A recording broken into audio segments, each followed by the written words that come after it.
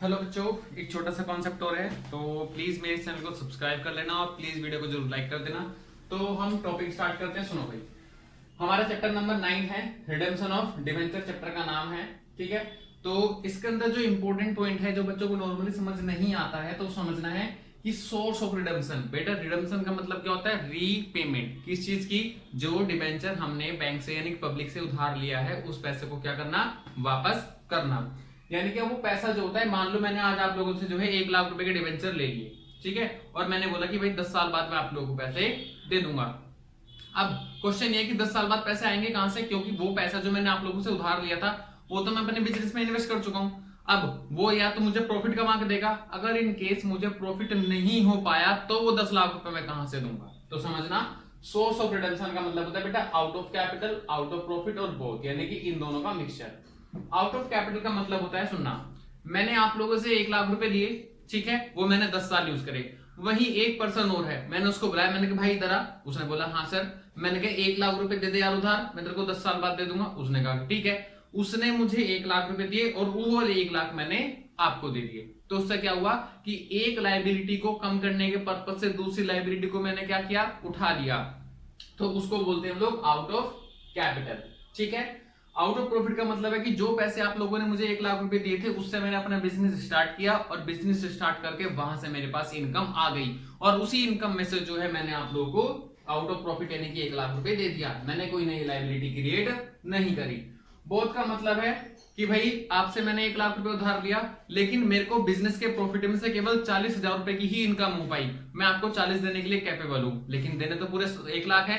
तो मैं क्या करूंगा? 60,000 में कहीं से उधार ले लूंगा, बैंक से उधार लूं, डिबेंचर इशू करूं, शेयर कैपिटल दूं, डजंट मैटर। मैंने क्या करा? मैंने अपना थोड़ा सा प्रॉफिट भी यूज करा जो कि 40,000 रुपए का था और मैंने अपना थोड़ा सा उधार भी उठा लिया।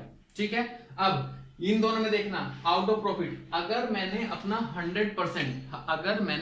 100% रिडम्पशन जो है आउट ऑफ प्रॉफिट किया है तो वो सारी अमाउंट कहां ट्रांसफर हो जाएगी बेटा? मेरे डीआरआर के अंदर। ठीक है, लेकिन इस वाले केस में मैंने प्रॉफिट में से कितना यूज किया? केवल 40,000। तो डीआरआर में कितना ट्रांसफर होगा? 40,000। और इस वीडियो के अंत में जो है आप लोग को डीआरआर और डीआरआई दोनों की पूरी डिटेल समझाई हुई है। तो प्लीज थैंक यू, चैनल को प्लीज यार सब्सक्राइब कर देना और वीडियो को लाइक कर देना। Thank you.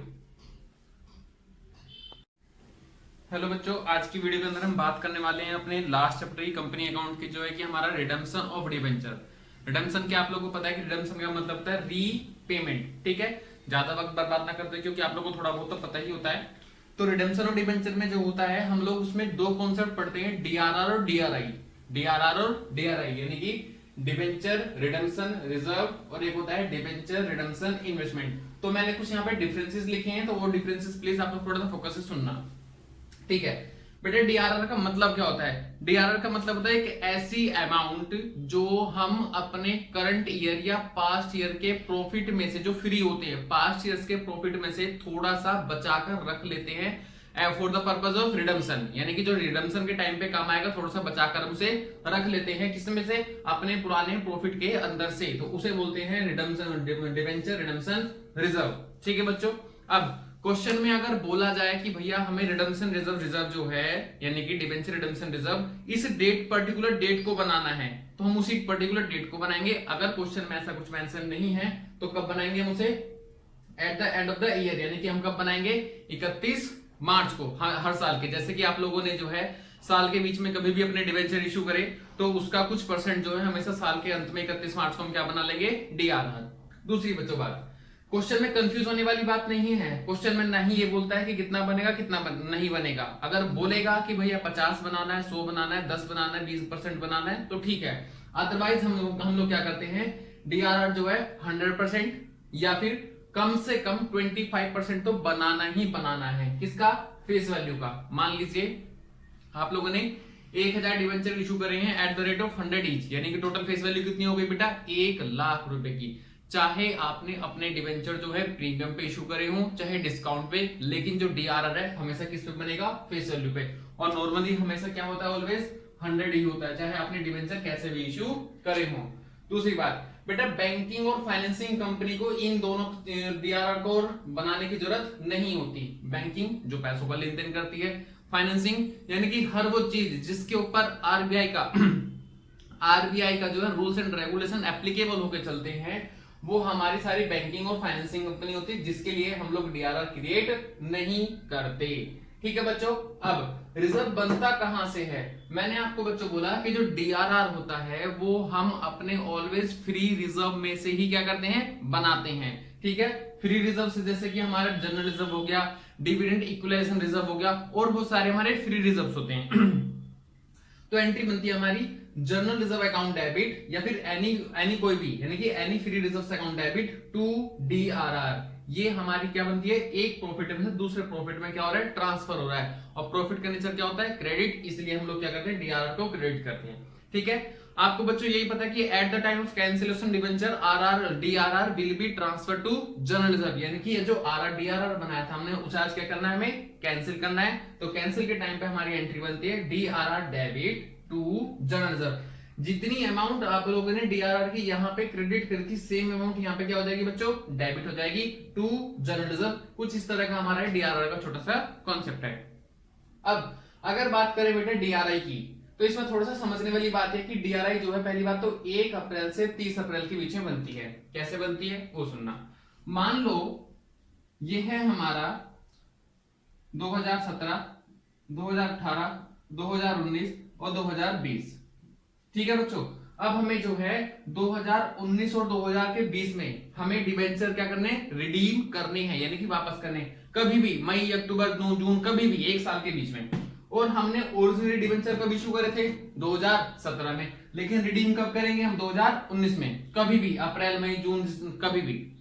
लेकिन अगर हम करते हैं तो डीआरआई जो होता है हमेशा 1 अप्रैल से लेके 31 मार्च, यानी कि जिस साल हमें अपने डिबेंचर को रिडीम करना होता है, उसी साल के शुरुआत में 1 अप्रैल से लेके 30 अप्रैल तक के बीच में हमारा डीआरआई बनाया जाता है। ठीक है, एक बात बता दूं मैं आप लोगों को कि जो बैंकिंग और फाइनेंसिंग कंपनी होती है, उनको डीआरआई बनाने की कोई भी आवश्यकता नहीं होती। जैसे कि ये वाला पॉइंट लिखा है ना, और इसी के सामने लिखा है एज है, सेम एज, यानी कि यही पॉइंट है। दूसरी बात, 15% बेटा, एक साल में हम जितने रिडम्पशन करना चाहते हैं, मान लो 5 लाख के हमने डिबेंचर इशू करे थे, 5 लाख में से मैं केवल 2 लाख के ही वापस करना चाहता हूं, तो डीआरआई केवल 2 लाख का 15% बनेगा बच्चों। ठीक है, यानी कि 15% ऑफ रिडम्पशन फेस वैल्यू, यानी कि जितना भी हम डिबेंचर को वापस करना चाहेंगे उसी का फेस वैल्यू, चाहे हम प्रीमियम पे इशू करें, चाहे डिस्काउंट पे, चाहे पार पे रिडीम करें, चाहे premium pay, doesn't matter, always consider as a face value ही आप लोगों को 15% के लिए बनाना है। ठीक है बच्चों। अब डीआरआई का मतलब है डिबेंचर रिडम्पशन इन्वेस्टमेंट, मतलब ये कुछ ऐसे पैसे होते हैं जितना आपको वापस करना होता है, उसका 15% बैंक कंपनियां क्या करती है, कुछ पैसा बैंक में या कहीं भी शेयर वगैरह में कहीं इन्वेस्ट कर देती है, ताकि हमारा कोई बैकअप प्लान तैयार रहे। तो इसमें है कि इन्वेस्ट अमाउंट इन बैंक और शेयर, यानी कि कहीं भी हम लोग जो है पैसे को डीआरआई को क्या करते हैं, इन्वेस्ट कर देते हैं।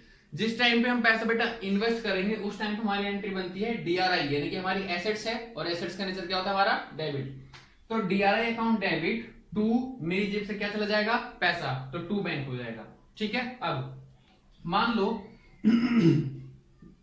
कि 1 अप्रैल में आपने जो है बैंक में पैसा कहीं पे भी डीआरआई का जमा कर दिया, और अक्टूबर, नवंबर या दिसंबर कभी भी आप लोग का ना वो डेट आ गई जहां पे आपको रिडीम करना है, तो आप क्या करोगे, यहां तो आप लोगों ने पैसा इन्वेस्ट किया था, और eight the time of redemption आप लोग उस पैसे को क्या कर लोगे, बैंक में से विड्रॉ कर लोगे, तो दोबारा पैसे आ जाएंगे। तो एंट्री बनेगी, ये कैंसिल की एंट्री है बेटा, एंट्री बनेगी bank account debit to DRI. ठीक है बच्चों, आज तो आप लोगों को कॉन्सेप्ट थोड़ा सा समझ में आएगा, तो प्लीज मेरे चैनल को सब्सक्राइब करना और वीडियो को प्लीज प्लीज प्लीज लाइक करना है।